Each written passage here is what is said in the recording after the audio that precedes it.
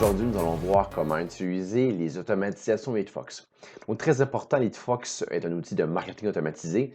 Donc, il centralise beaucoup d'outils, donc les pages d'atterrissage, les pop-up, les emails, les formulaires, les appels à l'action.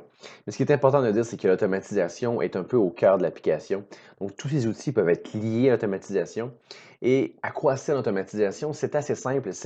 Le but, c'est de pouvoir communiquer avec vos leads, avec vos contacts, vos clients automatiquement pour les engager avec votre marque et les faire avancer vers la vente, tout ça automatiquement. Et normalement, ça a plusieurs impacts. Vous sauvez du temps, vous êtes beaucoup plus performant et vous augmentez beaucoup vos performances et votre taux de conversion de lead à client et même de visiteurs à client. Donc, je vais vous montrer comment créer aujourd'hui une arborescence, donc une automatisation LeadFox. Donc, aujourd'hui, si vous voulez en créer une, bien sûr, vous devez créer une campagne LeadFox. Donc, soit créer une campagne de zéro ou une campagne existante. Moi, j'ai déjà créé une campagne juste ici, que c'est pour lancer un nouveau produit. Donc, c'est ma figurine Yoshi, si vous avez déjà vu les autres vidéos. Donc, j'entre ici dans ma campagne.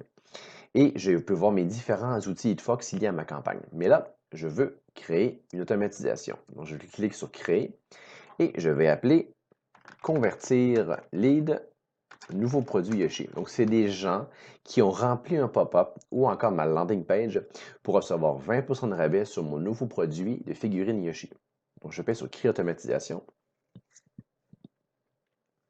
et j'arrive dans le bâtisseur d'automatisation. Donc, ce qui est important de noter, une automatisation, c'est vraiment comme un robot. Vous avez les différentes règles et le robot va faire ce que vous lui demandez. Donc, il n'est pas nécessairement intelligent. C'est à vous de penser un peu à la stratégie et ce qu'on va voir aujourd'hui ensemble. Donc, premièrement, vous devez choisir votre trigger. En anglais, on appelle ça une règle de départ en français.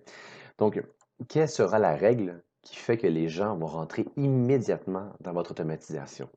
Donc, par exemple, pour être le plus simple, dès qu'une personne soumet un formulaire, donc dès qu'une personne soumet un formulaire sur votre landing page ou pop-up, immédiatement, la personne va rentrer dans l'automatisation. Par contre, ça peut être dès qu'une personne s'abonne à une liste particulière, une liste de contacts LeadFox, donc dès qu'une personne ouvre un email en particulier, dès qu'il clique sur un email, dès qu'il atteint un cycle de vie. Un cycle de vie, c'est dès qu'il devient un lead qualifié vente ou encore dès qu'il devient client, on démarre l'automatisation. Ou encore, OK, dès qu'une personne visite une URL de mon site web, automatiquement, mets-le dans l'automatisation et on va lui envoyer un email s'il n'est pas encore client. Comme bonjour Bernard, je vois que tu es intéressé à nos différents produits. Je m'appelle Jacques. N'hésitez pas, si vous avez n'importe quelle question, en passant, voici un 20% de code promo. Appelez-moi si vous avez des questions. Un exemple d'automatisation assez simple. Et bien sûr, il y a la possibilité de mettre des propriétés de contact. Donc, par exemple, toutes les personnes qui habitent dans la ville de Montréal, démarrent l'automatisation ou ajoutées dans une liste spécifique. Mais bon, commençons simplement.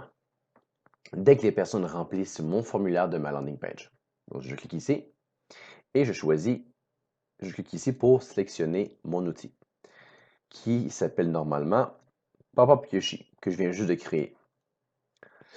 Petite parenthèse, si vous avez différents outils, par exemple deux pop-up, différentes landing pages qui mènent à la même automatisation, je vous conseille de mettre une règle de départ liste. Donc, dès qu'une personne s'abonne à la liste, et lorsque les gens s'abonnent aux outils, qui s'abonnent à la liste. Donc, en gros, dès que les personnes vont remplir le formulaire, ils vont s'abonner à la liste qui va démarrer l'automatisation. Donc, mais pour mon exemple, je mets dès que la personne soumet mon formulaire Yoshi. Donc, je clique ici. Donc, les personnes vont rentrer immédiatement. Par la suite, pour créer votre arbre, votre automatisation, vous avez trois grands choix. Délai, conditions, action. Donc, en gros, attendre, par exemple, 5 minutes, une journée, 2 jours, ou attendre une date spécifique. Conditions. Donc, pour ajouter un petit peu de complexité à votre automatisation ou être plus personnalisé, donc on peut demander une propriété de contact. Est-ce que la personne est un homme ou une femme? Est-ce qu'il est intéressé plus par Yoshi ou par Zelda? Donc, différentes questions qu'on peut poser pour ensuite envoyer des emails vraiment personnalisés selon qu'est-ce que la personne vous a dit comme information. Très, très, très pratique. Ou encore, est-ce qu'il a soumis un formulaire en particulier sur mon site? Est-ce qu'il a cliqué dans une de mes emails? Est-ce qu'il a atteint un cycle de vie en particulier? Est-ce qu'il est client, cette personne-là, ou c'est simplement un lead qui a téléchargé un e-book? Ou est-ce qu'il a même visité mon site web? Donc, plusieurs conditions possibles.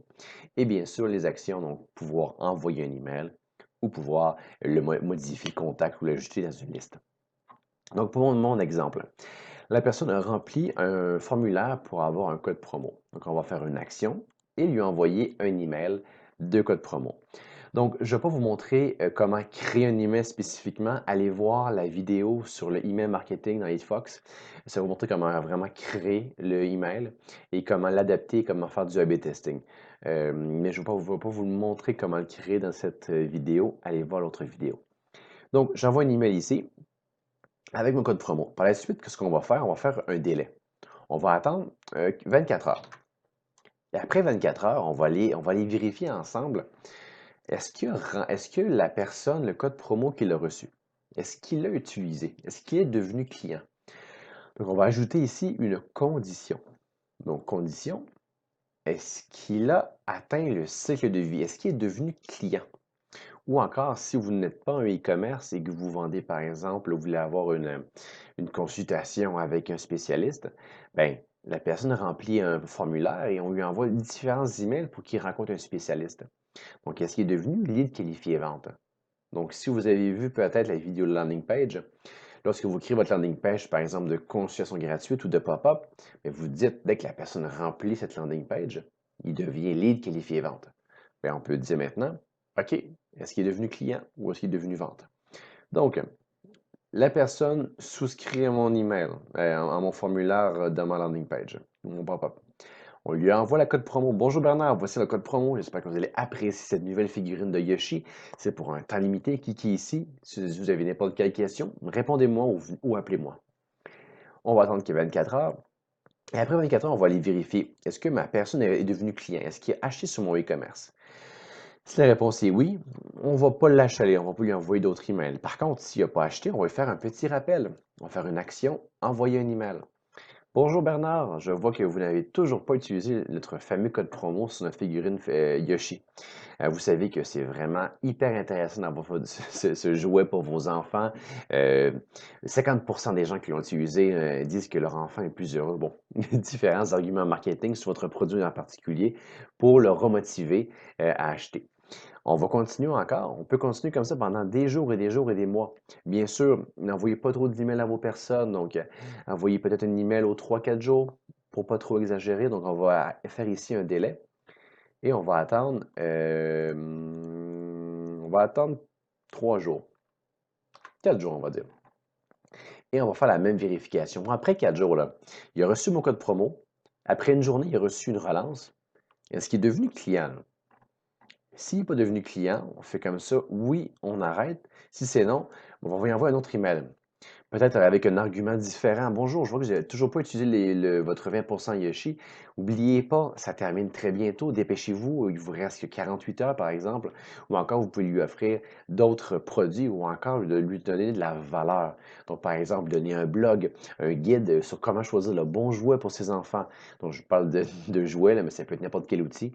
Si, par exemple, vous vendez des airs climatisés, bon, vous n'avez toujours pas rencontré un de nos spécialistes, mais voici un guide comment vraiment bien choisir son air climatisé.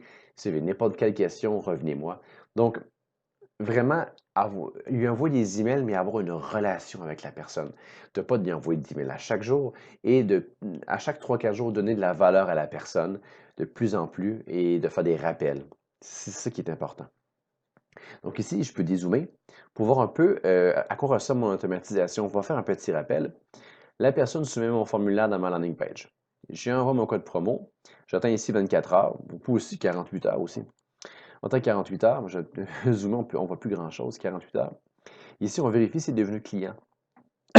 Après, on va vérifier s'il n'est pas client, on va lui envoyer un email de relance. Après 4 jours, s'il n'est toujours pas devenu client, on va lui renvoyer un autre email. Et on peut continuer comme ça, par exemple, rajouter 2-3 emails de plus. Donc, en gros, la personne va arriver sur votre site web. Désolé. On va devenir un lead. Et par la suite, vous pourrez lui relancer automatiquement différents emails pendant 1 mois, 2 mois pour rester en relation avec lui et pour un jour le mener vers la vente. Parce qu'une personne, quand il arrive sur votre site, n'est pas prêt nécessairement à acheter dès maintenant. Donc, vous continuez comme ça. Il y a aussi possibilité d'être beaucoup plus complexe. Par exemple, ici, on lui envoie son email. Par la suite, ici, on peut vérifier, OK, est-ce qu'il a ouvert mon email?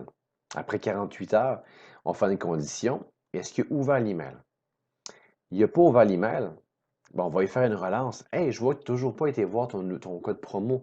Dépêche-toi, ça termine bientôt. N'hésitez pas si vous avez des questions. Donc, un petit rappel à la personne pour dire, hey, tu veux télécharger un code promo, tu n'as pas encore été le voir. Et s'il a été le voir, ben, on peut continuer la même automatisation, les mêmes suites d'emails qu'on a vus plus tôt. Et aussi, on peut aller encore plus complexe en regardant qui est la personne. Si on sait son sexe, si on sait quel jouet qui est intéressé ou encore l'âge de ses enfants, on pourra lui envoyer 2 branches différentes et envoyer des emails différents.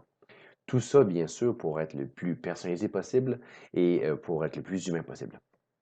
Mais ce que je vous conseille, si vous démarrez l'automatisation, soyez le plus simple possible, comme ça ici. Une automatisation avec un but. Les personnes remplissent mon formulaire et je veux qu'ils soumettent un formulaire pour avoir une consultation gratuite. Ou encore, je veux qu'ils achètent. Donc, on envoie un email à chaque X temps. Et avant d'envoyer l'email, on vérifie à chaque fois, est-ce qu'il a atteint mon but? Est-ce qu'il a rempli le formulaire pour rencontrer un spécialiste? Est-ce qu'il est devenu client? Est-ce qu'il a téléchargé mon webinaire?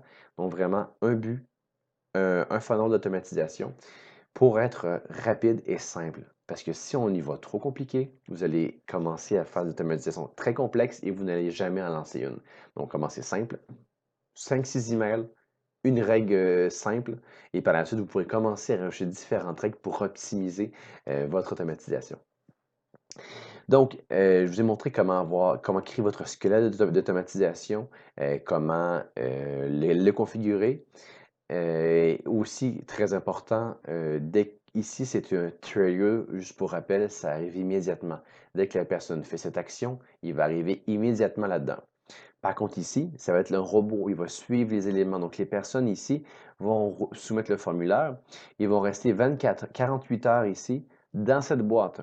Et après 48 heures, là, ça va vérifier et ensuite envoyer l'email. Donc, si vous voulez que ce soit des éléments en temps réel lorsqu'une personne fait une action, très important de l'ajuster ici et de faire une automatisation à part. Donc, par exemple, je veux envoyer un email à mes gens qui visitent ma page pricing. Ben, ici, vous allez choisir votre règle de départ qui est la personne visite ma page de prix et je vérifie s'il est client. S'il n'est pas client, après 30 minutes, envoyez-lui un email, par exemple. Donc, c'est les différentes possibilités. Et lorsque vous avez fini, enregistrer, je vous conseille vivement qu'à chaque étape, vous enregistrez le plus souvent. Ça peut être CTRL S sur votre clavier ou ici, très important parce que si vous quittez votre page, vous allez perdre toutes vos modifications. Et lorsque c'est terminé, vous cliquez sur Activer. Une chose très importante, vous devez bien sûr configurer vos emails. Donc, vous cliquez ici pour configurer vos emails. Je vais un peu zoomer ici. Vous cliquez ici. Et vous avez 2 choix. Soit vous créez un email de zéro avec différents gabarits, différentes templates que je vous montre dans la vidéo des emails. Ou ici, vous pouvez aussi copier déjà un email existant. Donc, par exemple, j'ai ici un email qui s'appelle l'ebook test. Je clique dessus et ça va le copier-coller. Donc, on va l'appeler code promo. Yoshi. Sélectionné. Et automatiquement, ça va copier mon email juste ici. Et vous pourrez ensuite, un petit bonus, cliquer dessus. Ici, vous voyez, les modifications n'ont pas encore été sauvegardées. Je vais enregistrer. Et par la suite, je vais cliquer sur mon email pour aller le configurer. Mais aussi, très important, du A/B testing. L'avantage de l'automatisation, c'est sauver du temps et d'avoir une automatisation qui roule toujours le plus longtemps possible et de pouvoir optimiser. Donc, par exemple, OK, j'ai mon premier email qui envoie mon code promo. Je vais aller ici et je vais dupliquer mon email pour faire une variante, donc faire du A/B testing. Donc, par exemple, je mets 50-50 ici. Donc, 50% des gens qui vont remplir mon formulaire, comme on a vu un peu plus tôt, vont recevoir cette variante A de email et cette variante B de email. Et je vais pouvoir avoir un sujet différent pour voir le meilleur taux d'ouverture. Par exemple, si j'ai 60% de taux d'ouverture versus 80, ça fait une grande différence sur les gens qui voient mon code promo et qu'au final vont l'utiliser et acheter. Donc, comme je le dis dans mes différentes vidéos, faire du A/B testing, l'optimisation, c'est hyper important. Et c'est ça l'avantage du marketing automatisé. Vous automatisez le plus possible vos communications et ensuite vous optimisez au lieu de toujours envoyer un email manuellement à chaque jour. Ou plutôt à chaque semaine, pas à chaque jour. Donc, vous revenez ici en arrière. Je reviens dans mon automatisation. Je fais un petit rafraîchissement.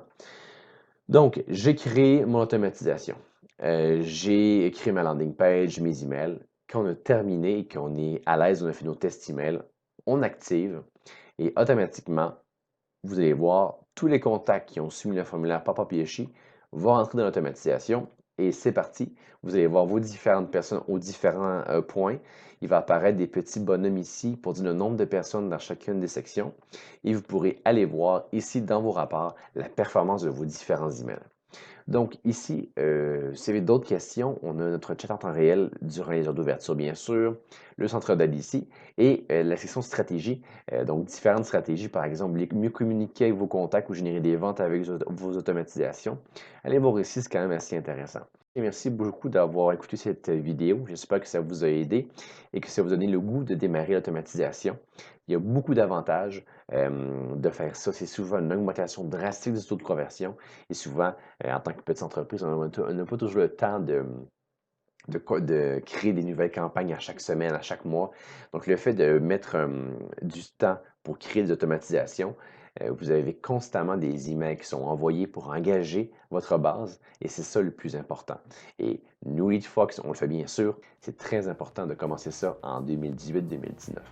Donc, sur ce, passez une belle journée et bonne conversion.